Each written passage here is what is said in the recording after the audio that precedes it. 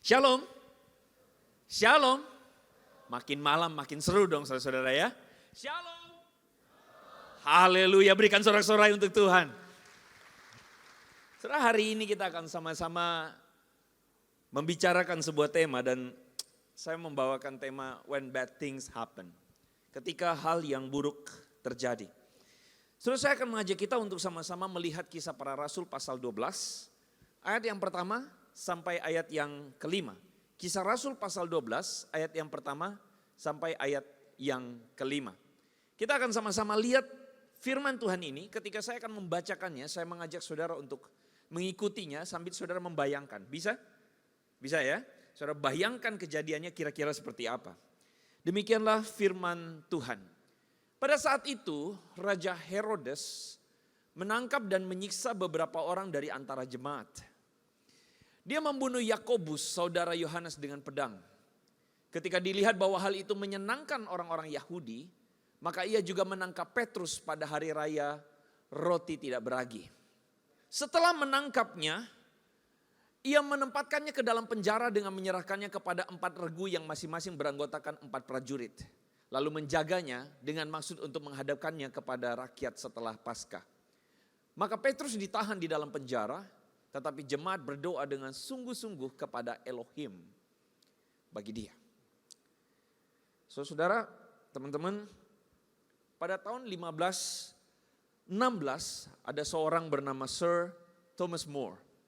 Dia ini menuliskan sebuah tulisan judulnya Utopia. Apa itu Utopia? Dia menggambarkan tentang sebuah pulau yang di dalam pulau tersebut kata dia ada kemakmuran yang luar biasa bagi seluruh rakyatnya.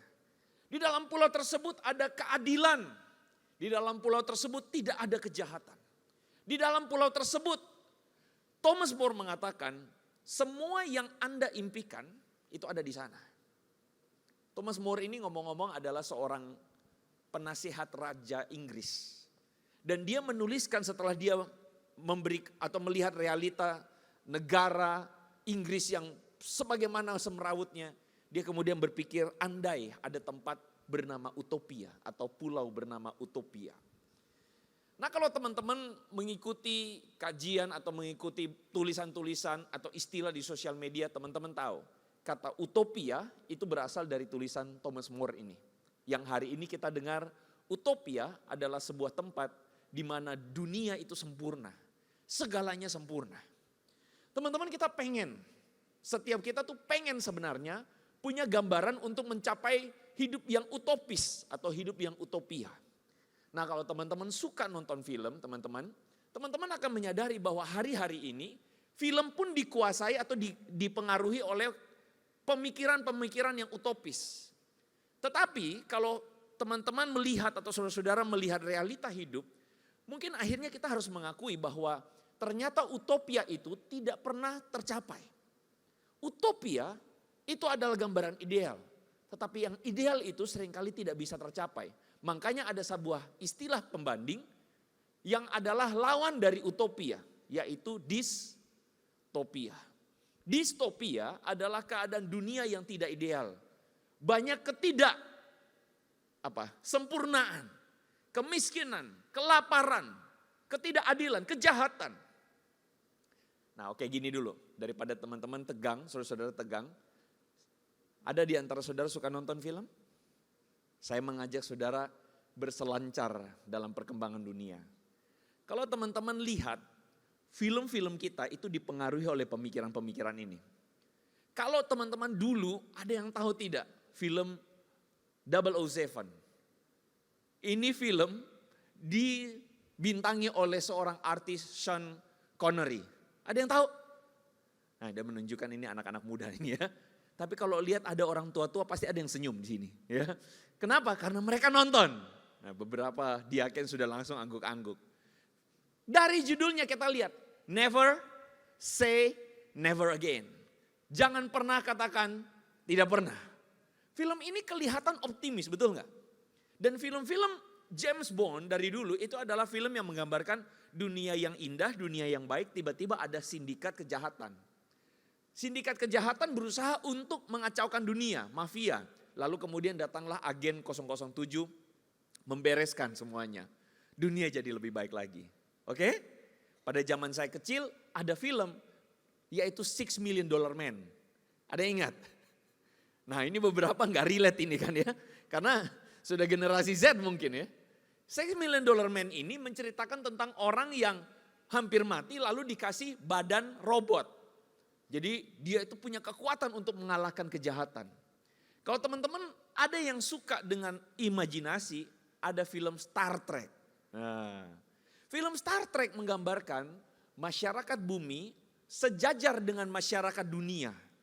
Di mana bumi itu turut menjaga keamanan dunia. Ini film jadul semua. Ya, saya tahu, coba lihat kiri kanan mukanya pada biasa aja tuh. Karena apa? Nggak relate kan? Nah, film teman-teman yang hari ini, kalau teman-teman perhatikan, value-nya beda dengan film-film utopis. Filmnya itu distopia semua. Kalau teman-teman lihat, film-film distopia adalah film-film yang digambarkan berasal dari dunia yang tidak sempurna. Misalnya Train to Busan. Nah ini baru senyum semua kan? Nonton kan?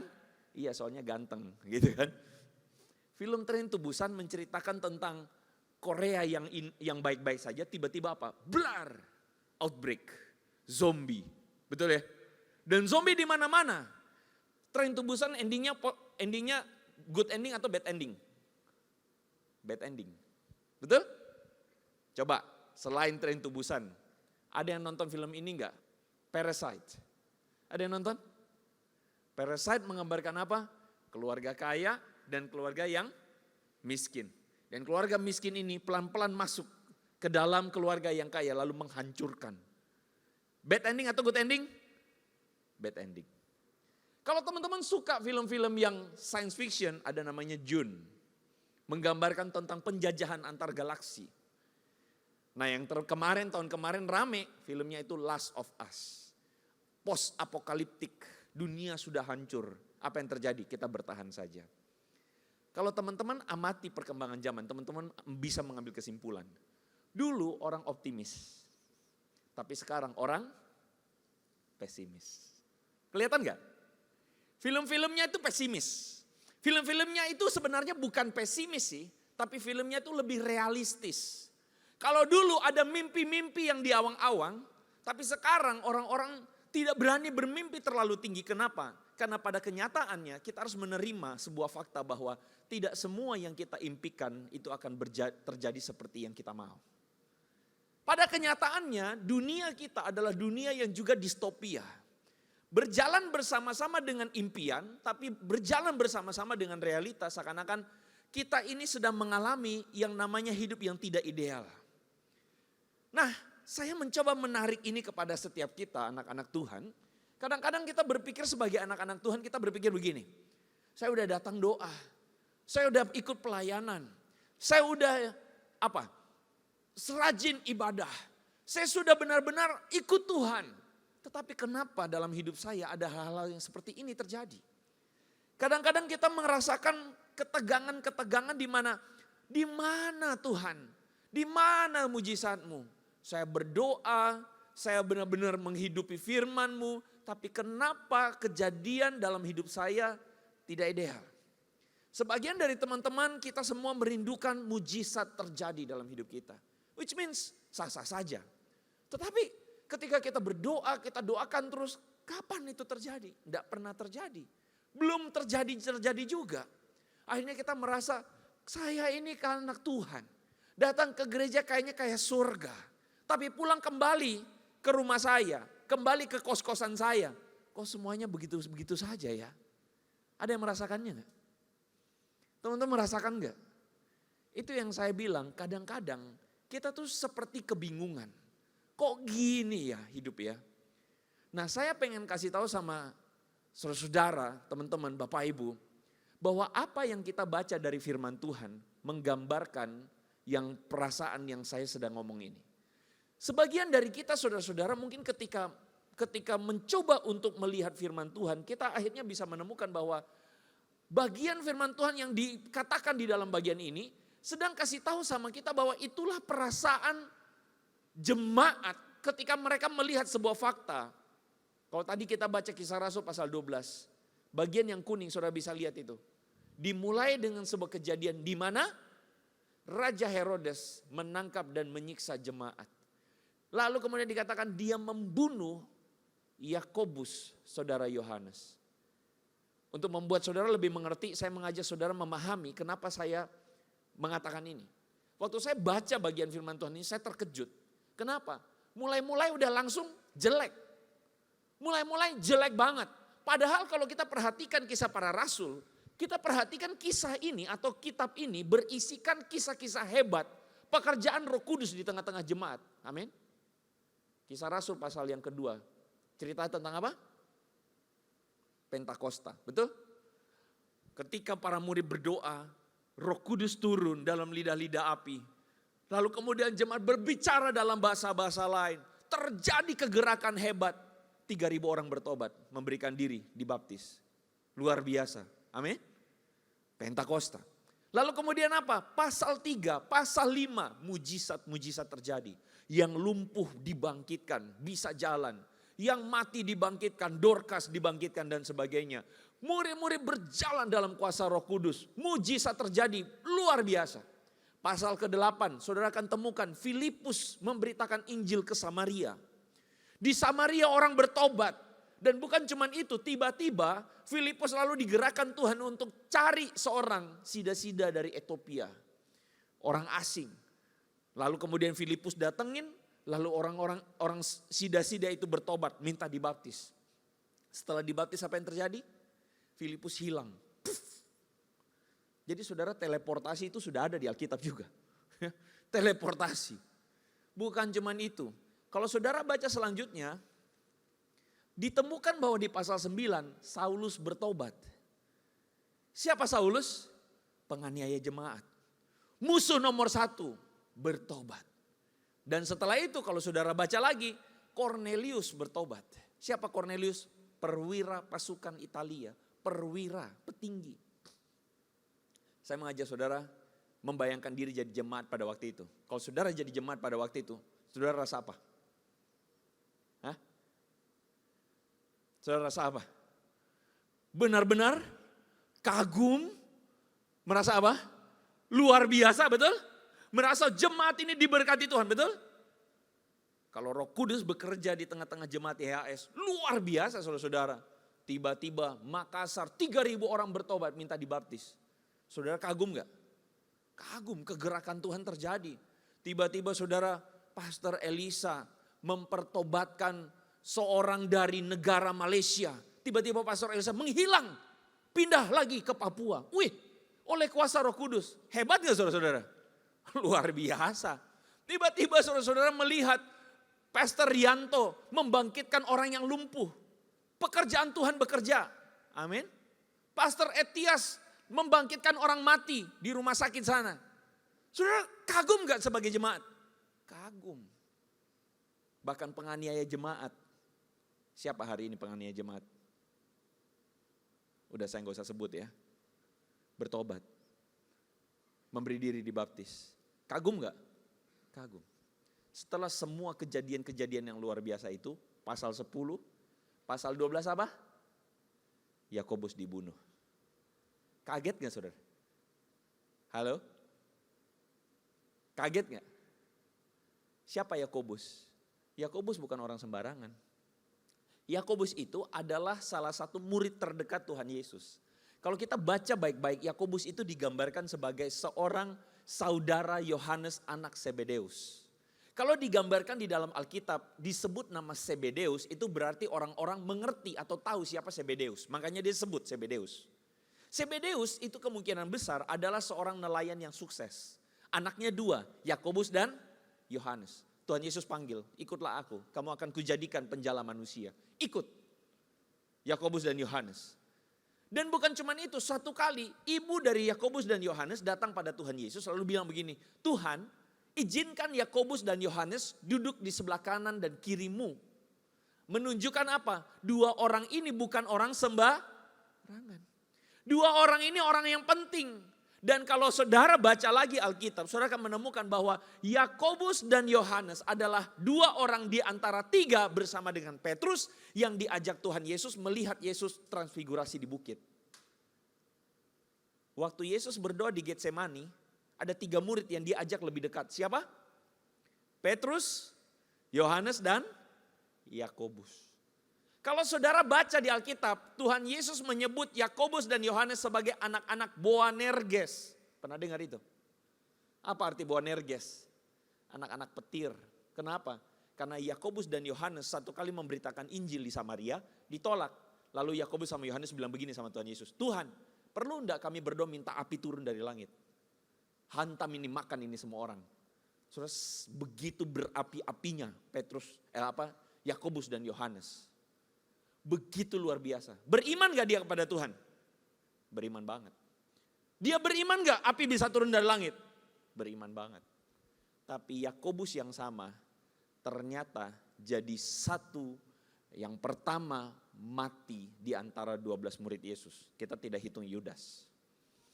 Dia yang pertama mati di antara murid-murid Yesus yang lain.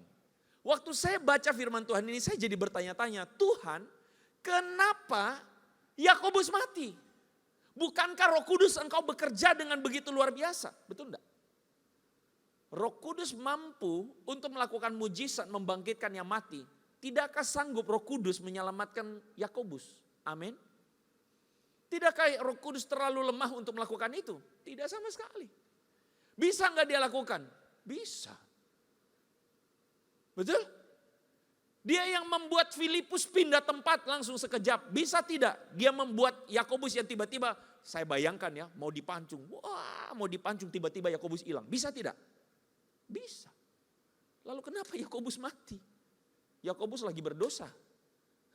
Kenapa? Yakobus lupa doa pagi. Saya rasa tidak. Kenapa Yakobus mati? Itu yang membuat saya bertanya-tanya. Tuhan kenapa? Kenapa? Petrus juga ikutan ditangkap. Saudara, Petrus sebelumnya itu pernah ditangkap dan dia pernah dibebaskan. Oleh cara Tuhan, malaikat Tuhan membebaskan Petrus. Sehingga dia jalan lolong-lolong keluar dari itu penjara. Tapi kali kedua Petrus ditangkap juga. Saya jadi pikir kenapa Petrus ditangkap? Kenapa Petrus masih selamat? Yakobus kenapa mesti mati? Pertanyaan saya menjadi sebuah pertanyaan yang saya harap saudara pertanyakan juga.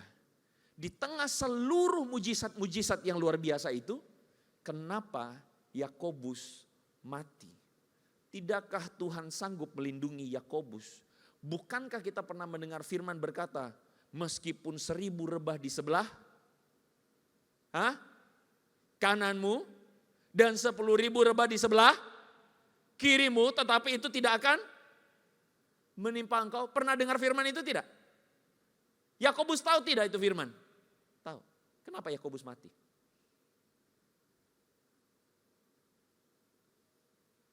Kadang-kadang saudara ketika menghadapi ini iman kita goyah. Kenapa Tuhan ya? Kenapa begitu ya? Apa kurang Roh Kudus? Kemana Tuhan?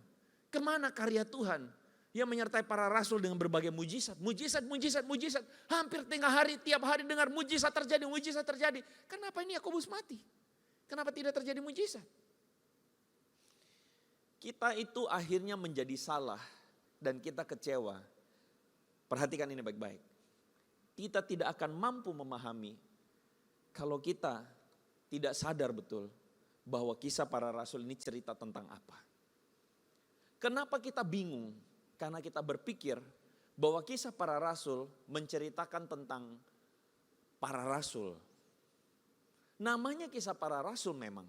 Tetapi kisah para rasul sebenarnya berbicara tentang karya Roh Kudus. Katakan sama-sama dengan saya, karya Roh Kudus. Kisah para rasul itu bicara tentang karya Roh Kudus dalam pekabaran Injil dalam gereja mula-mula. Jadi kisah para rasul fokus utamanya bukan rasul-rasul. Kisah para rasul fokus utamanya adalah Roh Kudus yang bekerja. Jadi kalau Roh Kudus bekerja di dalam keinginannya dan kedaulatannya. Jadi tidak ada sebuah kepentingan dan keharusan untuk supaya para rasul itu jadi bintang utamanya. Maksud saya itu begini. Kalau kita baca baik-baik firman Tuhan ini, kita akan temukan kisah para rasul bukan cuma bicara soal mujizat demi mujizat. Perhatikan ya. Kisah para rasul tidak cuma bicara tentang hal-hal hebat. Tapi kisah para rasul juga bicara tentang Petrus dan Yohanes yang ditangkap di depan mahkamah agama. Diancam supaya jangan memberitakan Injil. Ada halangan? Ada. Ada ancaman? Ada. Ketika Roh Kudus bekerja menyertai mereka, bukan berarti tidak ada ancaman loh. Amin. Ketika Roh Kudus menyertai para rasul, tidak berarti para rasul akan melakukan semuanya tanpa ada masalah. Masalah ada nggak? Ada. Kalau saudara baca lagi di dalam pasal yang kelima, Petrus dan rasul yang lain dipenjara, itu yang tadi saya cerita. Pikiran kita yang simpel adalah kalau Roh Kudus menyertai, ada yang bisa tangkap tidak? Tidak ada yang bisa tangkap. Ternyata ditangkap tidak? Ditangkap. Pasal yang ketujuh, Stefanus mati. Diaken pertama mati. Nah saudara yang diaken tenang ya. Ada kemurahan Tuhan untuk saudara. Amin. Yes ya. Saya lagi ngomong Stefanus. Ada yang namanya Stefanus? Tidak ada ya. Oke. Stefanus mati. Sekarang saya tanya. Kalau Roh Kudus menyertai, pikiran kita Stefanus dirajam batu tidak? Oh tidak. Waktu dilempar batu, batunya mental balik. Kan pikiran kita begitu kan? Tapi masalahnya adalah firman Tuhan secara jujur menceritakan kepada kita. Ketika ada penyertaan Tuhan bersama-sama dengan itu pula. Kadang-kadang, perhatikan. Kadang-kadang ada masalah. Ada ancaman.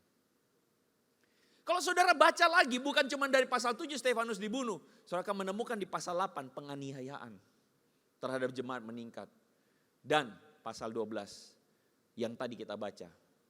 Yakobus mati, Yakobus dibunuh. Saudara, saya ingin mencoba untuk mengajak saudara untuk berpikir dengan lebih jernih. Saya mengajak saudara untuk berpikir dengan lebih clear. Bahwa sebenarnya kadangkala harapan kita atau pemikiran hikmat kita manusia yang bisa jadi keliru. Kita berpikir bahwa ketika Roh Kudus bekerja, maka semuanya tuh lancar. Enggak. Yang terjadi di kisah para rasul, ada pertolongan Tuhan? Ada. Ada mujizat Tuhan? Ada. Tapi bersamaan dengan itu ada ancaman. Bersamaan dengan itu ada masalah. Dan itulah hidup. Amin. Amin. Siapa di sini hidupnya lancar terus? Saya mau tahu. Wah kalau hidupmu lancar terus itu anugerah Tuhan besar buat kamu. Setiap kita pasti punya tantangan, betul enggak? Setiap kita hari ini ketika pulang gereja pun bisa jadi kita sampai ke kamar kos kita udah pikir, aduh kena masalah ini lagi. Kita berdoa sama Tuhan. Kita minta Tuhan tolong. Kadang-kadang kita kecewa gara-gara apa? Bayangan kita, pikiran kita 1 tambah 1 sama dengan 2. Kadang-kadang Tuhan bekerja dengan cara yang berbeda. Kadang-kadang kita minta Tuhan waktunya mesti hari ini. Belum tentu. Bisa jadi waktunya nanti. Kadang-kadang kita itu menjalani iman kita. Menjalani iman dengan pemikiran yang tidak utuh, saudara-saudara. Firman Tuhan hari ini mengajarkan kepada kita bahwa sesungguhnya yang namanya tantangan dan bahkan bisa jadi penderitaan adalah bagian dari realita hidup. Bahkan kalau saudara baca baik-baik, yang membunuh Yakobus itu adalah Herodes. Oke? Tapi kalau saudara lihat sebenarnya itu bukan Herodes yang sama. Yang membunuh anak-anak di bawah usia 2 tahun di Bethlehem. Herodes yang membunuh Yakobus itu adalah Herodes Agrippa. Dia cucu dari Herodes Agung yang marah-marah ketika orang Majus datang ke Yerusalem tanya, di mana raja orang Yahudi? Ngamuk dia. Nah itu Herodes Agung. Herodes Agung punya anak namanya Herodes Antipas. Herodes Antipas ini yang membunuh Yohanes Pembaptis. Herodes Antipas juga yang mengolok-olok Tuhan Yesus waktu Tuhan Yesus mau disalib. Saudara bisa lihat gak bahwa yang namanya penderitaan ketika Herodes membunuh Yakobus, omnya mengolok-olok Tuhan Yesus. Saudara bisa lihat tidak dalam perjalanan kekristenan selalu ada pihak-pihak dari si jahat yang berusaha untuk terus mengganggu kekristenan, mengganggu hidup orang percaya. Jadi kalau hari ini saudara merasa bahwa hidupmu tidak lancar, kalau saudara merasa bahwa hidupmu tidak baik-baik saja, saya mau kasih tahu Bisa jadi kemungkinannya adalah karena saudara sangat berarti bagi Tuhan, berarti di mata Tuhan. Tuhan mau pakai saudara dan ada pihak si jahat yang berusaha terus ganggu saudara. Sedikit amin ya. Halo? Bisa jadi Tuhan mau pakai saudara dengan luar biasa dahsyat. Dan dengan kedahsyatan itulah iblis berusaha untuk ganggu terus. Halo? Bisa lihat gak?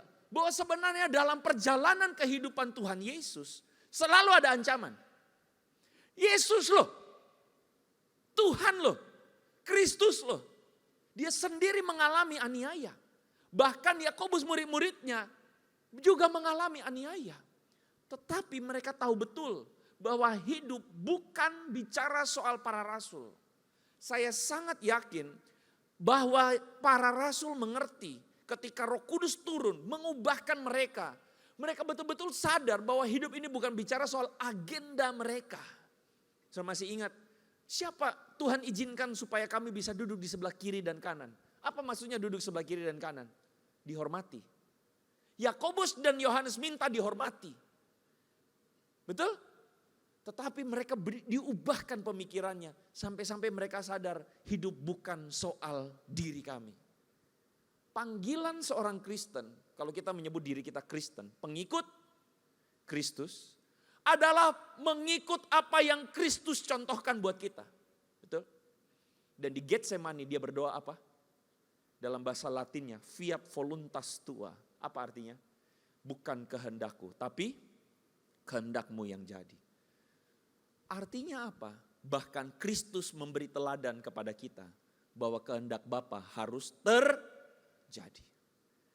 Kesalahan kita hari ini adalah kita berpikir kehendak kita harus terjadi.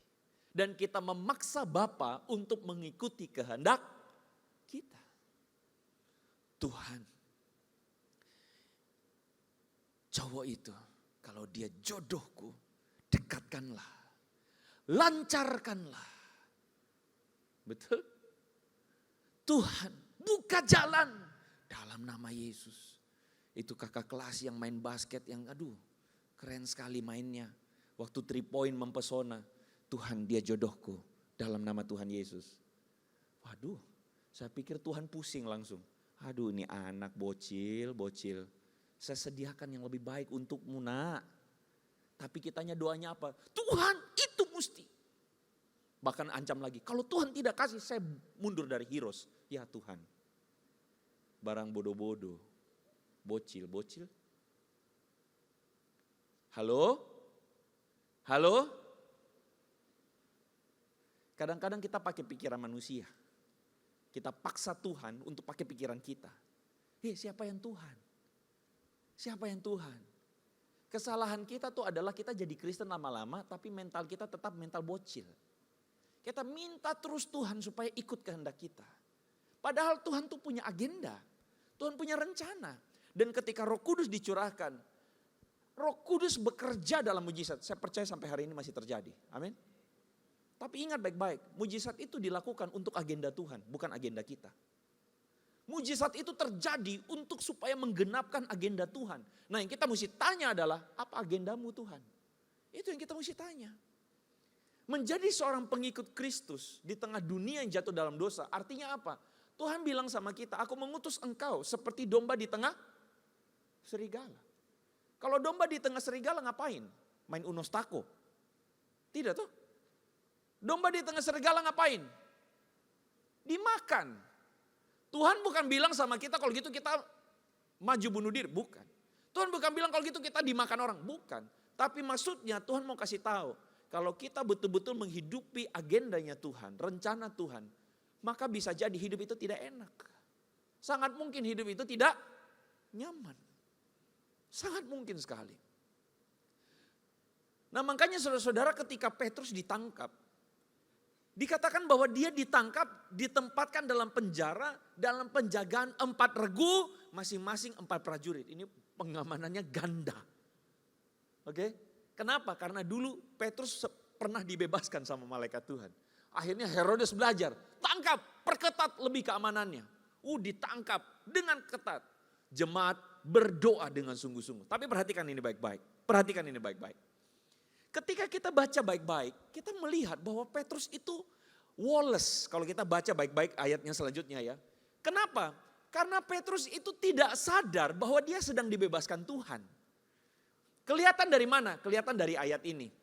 Kita sama-sama baca. 1, 2, 3. Dan ia keluar mengikuti malaikat itu, tetapi ia tidak mengetahui bahwa hal itu sungguh-sungguh terjadi. Karena apa? Ia mengira sedang melihat suatu. Jadi Petrus itu dibebaskan Tuhan dan dia tidak sadar. Oke, kenapa saya bilang Petrus itu woles? Kalau Petrus ditangkap, logikanya kalau dia doa, Tuhan bebaskan aku. Dalam nama Yesus, terbuka itu semua, penjaga tidur semua dalam nama Yesus. Tiba-tiba dia ketahuan gitu, dia langsung bilang haleluya, betul gak? Betul gak? Tapi kenapa dia kayak bingung-bingung? Ayo malaikat ajak keluar. Dia bingung-bingung. Sampai di luar, lalu kemudian dikatakan, Petrus bilang, sekarang aku benar-benar tahu. Tuhan telah mengutus malaikatnya melepaskan aku. Artinya apa? Petrus tidak apa?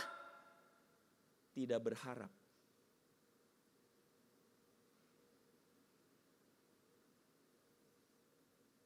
Petrus tidak berharap. Loh, maksudnya apa? Petrus siap mati? Iya. Petrus siap mati. Dalam Petrus punya bayangan, saya membayangkan. Tuhan, kalau ini waktuku, biarkan ini terjadi. Saya waktu baca ini saya terharu. Masih ingat gak Petrus dulu pernah menarik Tuhan Yesus? Waktu Yesus bilang setelah tiba saatnya anak manusia akan diserahkan. Petrus tarik. Sekali-kali hal itu tidak akan terjadi. Kenapa Petrus tarik? Karena dia berpikir Tuhan Yesus ini melakukan mujizat disertai pelayanannya itu benar-benar penuh dengan mujizat kuasa. Betul? Dan dalam pikiran Petrus apa? Kalau Tuhan menyertai, kalau engkau Tuhan, janganlah engkau mati. Betul enggak? Betul enggak? Itu pikiran manusia enggak? Salah enggak? Enggak salah sebenarnya. Baik enggak? Baik. Tapi Tuhan Yesus bilang apa? Enyahlah engkau, iblis. Tuhan bukan lagi ngata-ngatain Petrus ya. Tapi maksud Tuhan adalah, Tuhan bilang begini, engkau memikirkan apa yang dipikirkan manusia. Dan bukan apa yang dipikirkan oleh Bapa. Tuhan stick dengan rencananya Tuhan. Dengan rencananya Bapa. Menyerahkan diri. Petrus kalau tarik Yesus begitu, dulu artinya apa? Dia tidak mau menderita, setuju gak? Dia tidak mau mati. Dia berpikir dia ikut Yesus supaya dapat kuasa. Tapi Petrus yang dulu ternyata berubah 180 derajat. Karena karya Roh Kudus, Petrus jadi pribadi yang mengatakan, kalau sudah waktunya, biarkan Tuhan ambil. Itu namanya mujizat. Sejauh yang saya pelajari di Alkitab, kalau mujizat terjadi orang lumpuh bisa berdiri, orang tuli bisa mendengar, yang buta bisa melihat, it's good. Tapi yang saya tahu, mujizat itu harus berujung pada agenda Tuhan. Mujizat itu dipakai Tuhan untuk menerobos kekerasan hati manusia. Supaya manusia itu belajar hatinya itu berbalik kepada Tuhan. Yang tadinya cuma memikirkan kepentingan sendiri, memikirkan kepentingannya Tuhan. Yang tadi cuma pikir diri sendiri, sekarang memikirkan tentang Tuhan. Apa yang membuat hidupku ini menjadi sesuai dengan agendamu. Dan itu terjadi dengan Petrus. Dia menjadi orang yang tidak lagi ambisi untuk dirinya sendiri. Tapi dia menjadi orang yang sadar betul, hidupku milik Tuhan. Kalau memang sudah waktunya Tuhan ambil Tuhan. Kalau belum, oh ternyata masih belum. Ya sudah, Tuhan mau pakai saya untuk kemuliaannya. Amin. Para rasul dan gereja paham, ini tentang Injil, ini tentang agenda Tuhan. Ini bukan bicara tentang saya, yang saya nggak punya duit jadi punya duit. Ini bukan bicara tentang kaki saya sakit, yang tadinya sakit jadi sehat. Ini bukan bicara bahwa saya kepengen jalan-jalan ke Eropa, akhirnya saya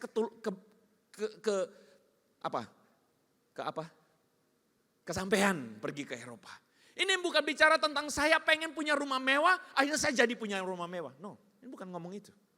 Para rasul dan para murid mengerti betul bahwa Roh Kudus mengubah mereka. Sehingga mereka sadar betul bahwa hidup yang Tuhan percayakan milik Tuhan. Saya mesti pakai untuk agendanya Tuhan. Saya mesti pakai untuk melayani Tuhan. Oke, perhatikan baik-baik. Kalau hidup adalah tentang agenda Tuhan, kita tenang. Kalau hidup kita tahu betul adalah tentang agenda Tuhan, mau dunia tabula balik bagaimana? Bodoh amat, Tuhan pegang kendali. Setuju? Hari ini saya banyak menemukan kadang-kadang ada orang-orang Kristen yang apa? Yang hidupnya tuh gampang galau, gampang goncang.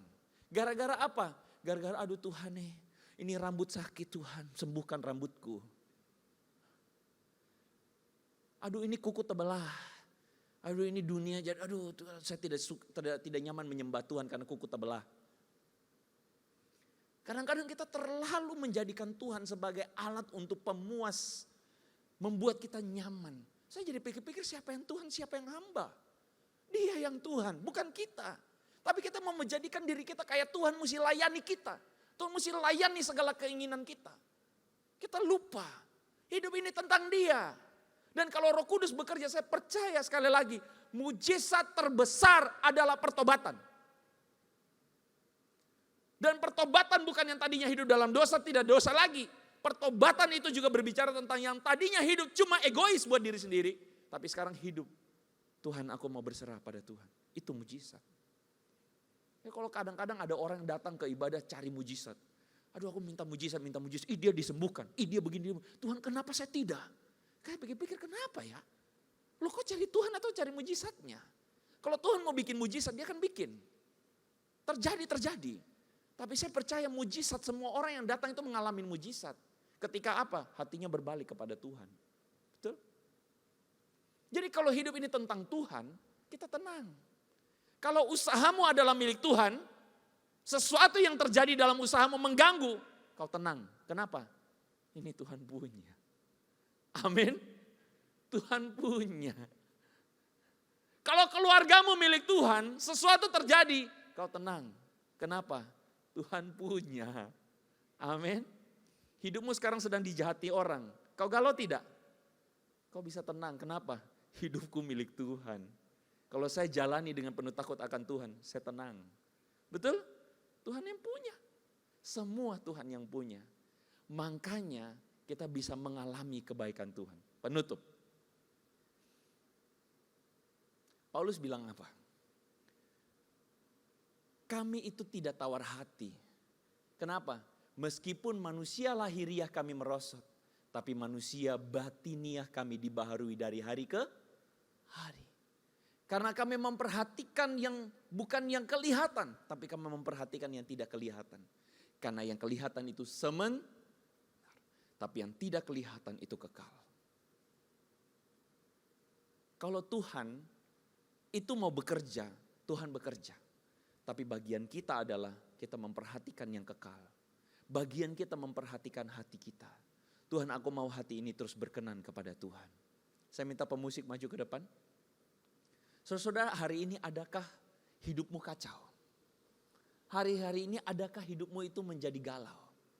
Dari ayat tadi, Paulus kasih tahu sama kita apa? Paulus bilang begini, kami tidak tawar hati. Karena manusia jasmani itu pasti merosot. Betul? Yang sudah tambah umur kaki makin sakit.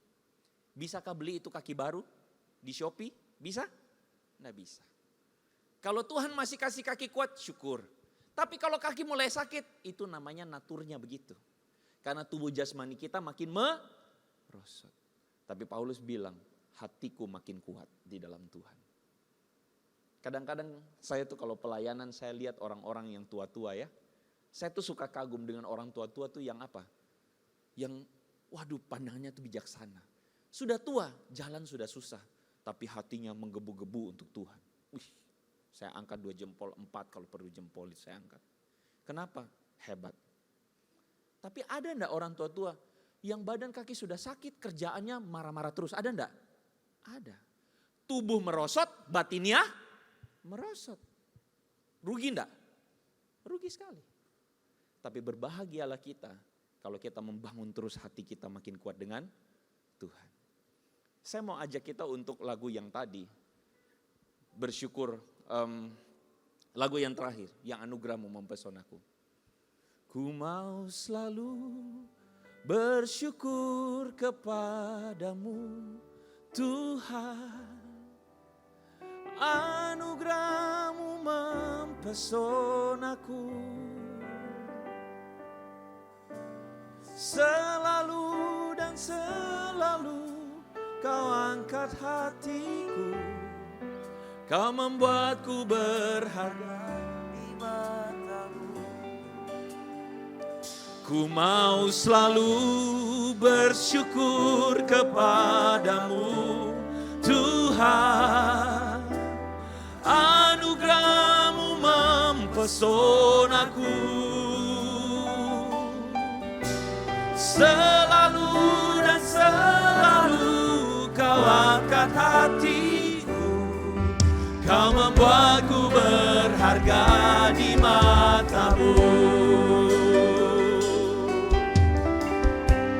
Kita nyanyikan lagu ini dari awal, saudara. Tuhan, Kau sungguh besar. Tuhan, hidup ini tentang Engkau, Tuhan.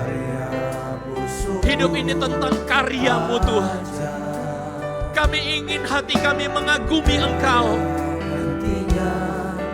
Ku mengagumi, sungguh Kau ajaib.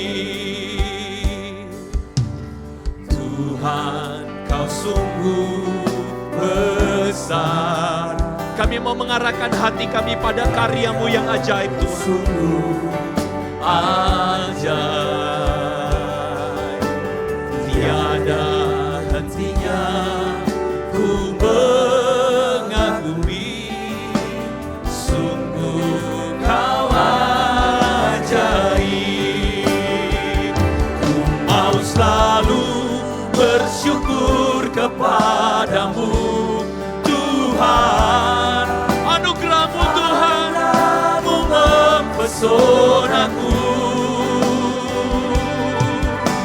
Selalu dan selalu Kau angkat hatiku. Kau membuatku berharga di mata. Kita bangkit berdiri, katakan sama-sama, ku mau bersyukur.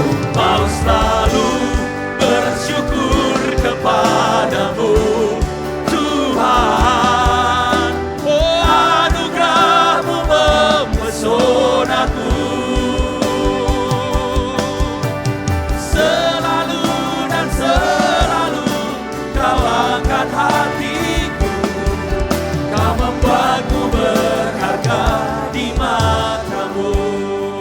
Dengan lembut katakan, ku mau selalu bersyukur kepadamu Tuhan. Anugerah-Mu mempesonaku.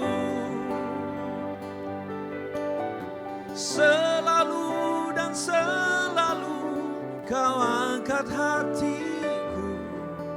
Kau membuatku berharga di mata-Mu.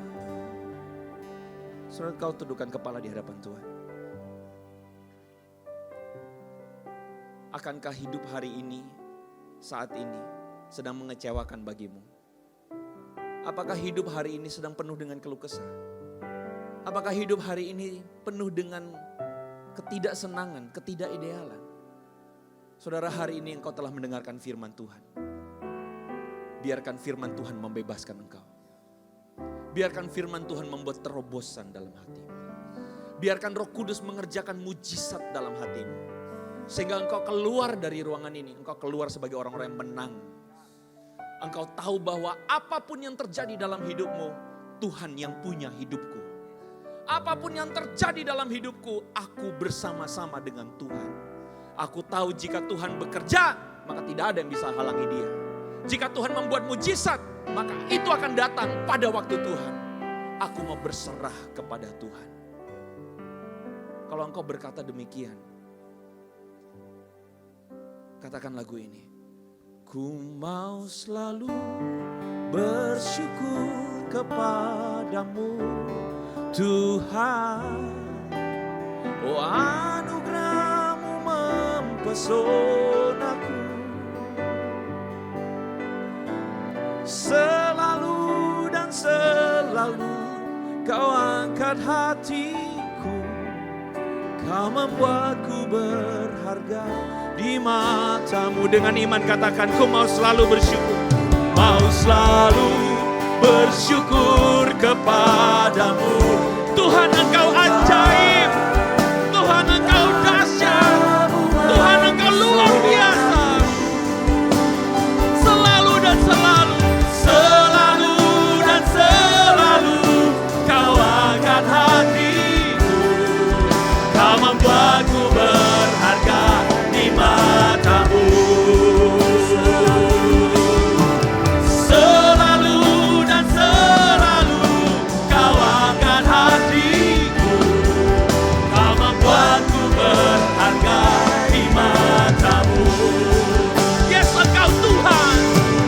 Selalu dan selalu Kau angkat hatiku. Kau membuatku berharga di matamu. Haleluya. Yes, Lord. Biar firman-Mu membebaskan kami, membuat jiwa kami yang datang dengan keluh kesah pulang dengan sorak-sorai. Membuat jiwa kami mengalami Tuhan di tengah keadaan apapun yang terjadi dalam hidup kami. Kami tahu kami lebih dari pemenang. 1.000 orang rebah di sisi kiri, 10.000 kecewa menjadi mundur dari Tuhan. Tapi kami lebih dari pemenang karena kami tetap maju dengan iman, percaya kepada Engkau. Mujizat-Mu terjadi bagi setiap jemaat-Mu hari ini. Di dalam nama Tuhan Yesus kami berdoa. Sama-sama katakan, amin.